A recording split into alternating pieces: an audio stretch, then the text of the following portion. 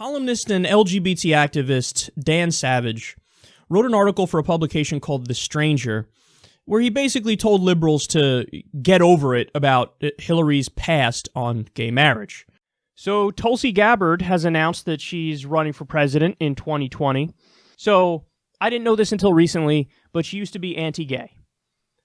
Now, I don't, like, that alone, virtually every politician in the United States has been anti-gay at one point or another. It's not about, hey, why did you take so long to come to the proper side of it?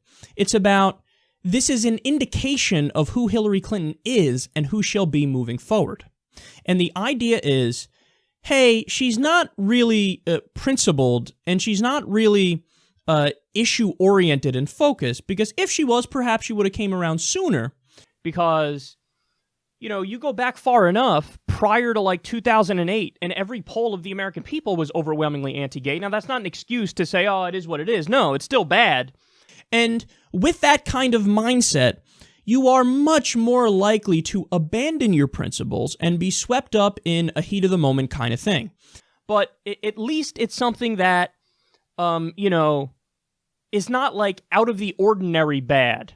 But what is out of the ordinary bad is, it wasn't just that she was anti-gay, she was kind of virulently anti-gay. Now, she's not anymore, let's be clear, not anymore.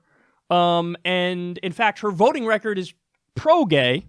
So, look, it's not about, hey, it took her a long time to get to the right issue. It's about, what does that signal to us moving forward?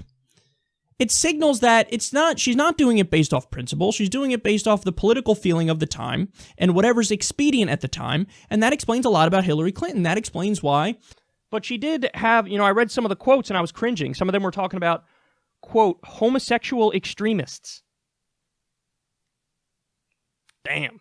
But you determine how much you want to hold that against her, because this is an instance of, like, genuinely evolving on it. I don't think it was because of simply political reasons, but it's more about political expediency, and it's more about testing the political winds and saying, okay, which way is it going? It's going that way. Oh yeah, I'm on this side. Let me tell you, man. Totally. I think at some point she actually realized, like, no, I don't agree with this. I think this is wrong, and I'm not going to take this position anymore. Bernie Sanders came to the correct position 40 years before Hillary Clinton. 40 years.